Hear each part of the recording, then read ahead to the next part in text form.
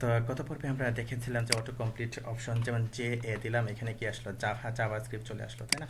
তো এই ধরনের অটো কমপ্লিট অপশন আমরা দেখেছিলাম। তো আজকে আমরা দেখবো যে jQuery effect, jQuery UI effect সম্পর্কে আজকে আমরা জানবো। তো তার জন্য আমি শুধু আমার এই যে jQuery রেডি ফাংশনটা রেখে আমি এগুলো উঠিয়ে দিচ্ছি। হ্যাঁ, এগুলো আমার দরকার নেই। যেমন সাপোজ ধরুন এখানে জাস্ট আমি কি করলাম, একটা ডিপ নিলাম, ডিপ ডিপ নিলাম, তারপরে এখানে নিলাম একটা ডিপ। তো ডিপ আমি একটা স্টাইল, আচ্ছা আমি ক্লাস দিতে পারি, এখানে ক্লাস দিয়ে নিই একটা ক্লাস, ক্লাস দিলাম এখানে যে মেইন ডিপ, আমি এরকম একটা ক্লাস দিয়ে নিলাম মেইন ডিপ। ওকে, তো তার ভিতর আমি আরেকটা নিলাম ডিপ, ডিপ। তো এই ডিপটা জাস্ট আমি কি করব, ডিপ ধরুন এটাকে একটা আইডি দিয়ে নিই, আমি আইডি ধরেই করে ফেলি। হ্যাঁ, আমি দিলাম যে বক্স এরকম, তারপর এখানে লিখলাম যে ক্লিক, ক্লিক অথবা ক্লিক হিয়ার, জাস্ট এরকম আমি দিয়ে নিলাম। তো এখন এই যে আমরা স্টাইল নিয়ে নিই। আচ্ছা ওকে, তো এটাকে নিয়ে আমরা জাস্ট কী করবো, এখানে স্টাইল, স্টাইল, হ্যাঁ এখানে লিখছি আপনাদের দেখার জন্য, এখানে সামনাসামনি দেখা যাবে, দেখতে একটু সুন্দর লাগে। Okay fine. তো মেইন ডিপ এখানে সাপোজ আমি উইথ দিলাম, মেইন ডিপ উইথ দিলাম সাপোজ 300 পিক্সেল উইথ দিলাম, হ্যাঁ 300 পিক্সেল উইথ দিলাম। তারপরে লিখলাম যে মার্জিন 0 অটো, তারপরে টেক্সট অ্যালাইন, অ্যালাইন সেন্টার করে দিলাম, টেক্সট অ্যালাইন সেন্টার।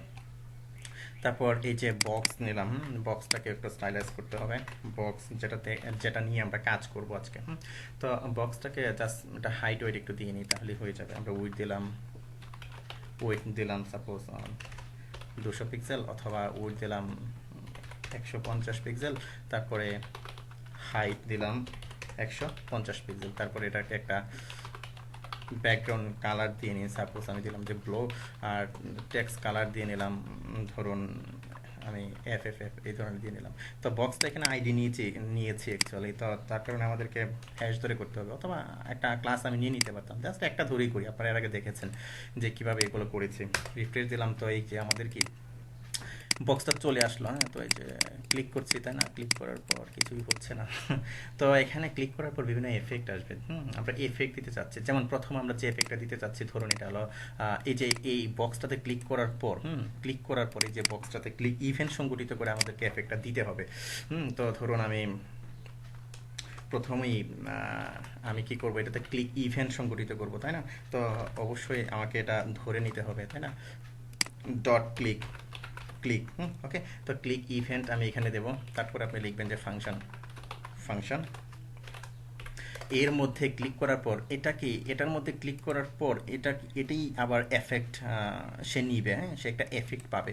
তো আমরা সেই এফেক্ট দিতে যাচ্ছি। হ্যাঁ, সচরাচর কমন যে এফেক্টগুলো আমরা দিই জাস্ট। হ্যাঁ, তো জাস্ট আমি কি করলাম, এটাকে কপি করলাম, এটাকে কপি করলাম, কপি করার পর আমি কি দিলাম, এফেক্ট দিলাম, এফেক্ট। হ্যাঁ, তো এফেক্ট কি এফেক্ট দিতে চাচ্ছি, তো এফেক্টের মধ্যে যেমন ধরুন আমি এটাকে শেক এফেক্ট দিতে চাচ্ছি, শেক এফেক্ট দিতে চাচ্ছি। তো শেক এফেক্ট দিবেন এখানে ইচ্ছে করলে আপনি আরও কিছু অপশন আপনি এখানে দিয়ে নিতে পারেন, যেমন কতবার শেক হবে, যেমন আমি এখানে টাইম দিলাম যে 10 বার শেক হবে। ওকে, তো এর ডিস্টেন্স কতটুকু থাকবে, শেকটা যে হবে অর্থাৎ নড়বে, আমি দিলাম যে ডিস্টেন্স, ডিস্টেন্স, হ্যাঁ 100 ডিস্টেন্স, হ্যাঁ 100 পিক্সেল পর্যন্ত কি সে নড়বে।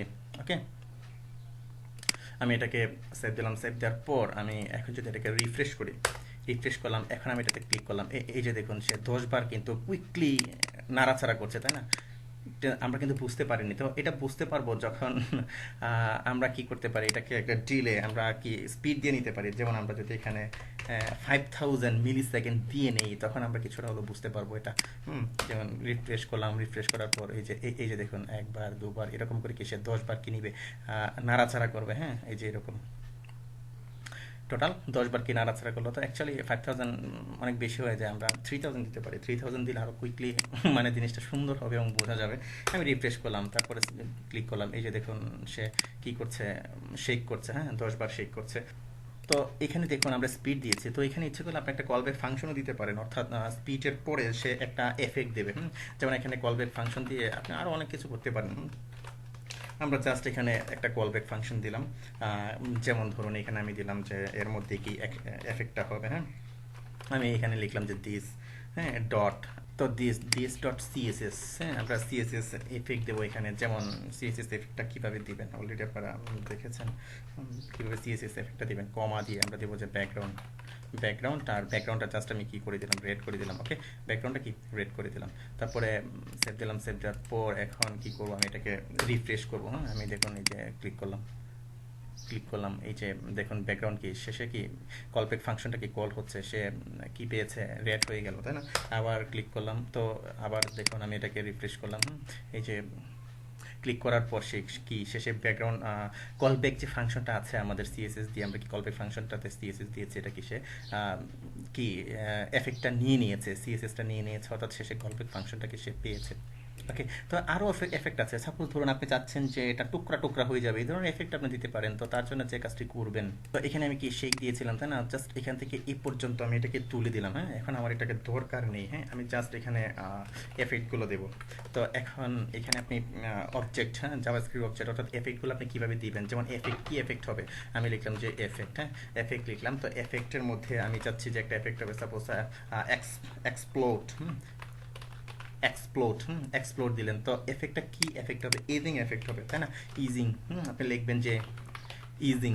তো ইজিং বিভিন্ন এফেক্ট আছে, তো যে কেউ ইউআই থেকে আপনারা দেখে নিতে পারেন এগুলো। যেমন যেমন আমি একটা এফেক্ট দিচ্ছি এখানে, ইজি ইন এক্সপো। হ্যাঁ, আপনি লিখবেন যে easy in expo. Okay, easy in expo. তো তারপরে চাচ্ছেন যে এই এফেক্টটা দিয়ে শিখি হবে টুকরা টুকরা হয়ে যাবে, আপনি লিখবেন যে পিসেস। তো কয়টা পিচ হবে, 4টা পিচ হবে। ওকে, তো এখানে অবশ্যই একটা ডিউরেশন দিয়ে নেবেন। ডিউরেশন দিলে খুব দেখতে সুন্দর লাগবে, তা নাহলে কুইকলি হয়ে যায়। সাপোজ ধরুন আমি 400 মিলি সেকেন্ড আমি দিয়ে নিলাম। ওকে, দেওয়ার পর আমি এটাকে ক্লিক করলাম, সেভ দিলাম। সেভ দেওয়ার পর এখন আমি এটাকে রিফ্রেশ করলাম, দেখুন আমি এটাকে ক্লিক করলাম, এই যে দেখুন কি পিচ হয়ে যাচ্ছে, তাই না, পিচ হয়ে যাচ্ছে। তো আবার আমি এটাকে রিফ্রেশ করলাম। তো এটাকে অবশ্যই আমি একটা কাজ করি, মার্জিন 0 দিয়েছি, সাপোজ এখানে আমি দিয়েছি এই যে, হ্যাঁ, মার্জিন টপ দিই সাপোজ 50 পিক্সেল, তাহলে আরও ভালো বোঝা যাবে। এই যে আমি এখানে ক্লিক করলাম, এই যে দেখুন 400 মিলি সেকেন্ডের মধ্যে সে 4টা পিচ হয়ে কি সে ইজিং এক্সপো যে এফেক্টটা আছে, এফেক্টটা দিয়ে কি সে চলে যাচ্ছে। আবার রিফ্রেশ দিলাম, আবার এখানে ক্লিক করলাম, এই যে ক্লিক করলাম, এই যে দেখুন সে 4টা পিচে কি ভাগ হয়ে যাচ্ছে। তো আশা করি বুঝতে পেরেছেন যে কীভাবে এফেক্টগুলো দিবেন। ওকে, ফাইন, ধন্যবাদ।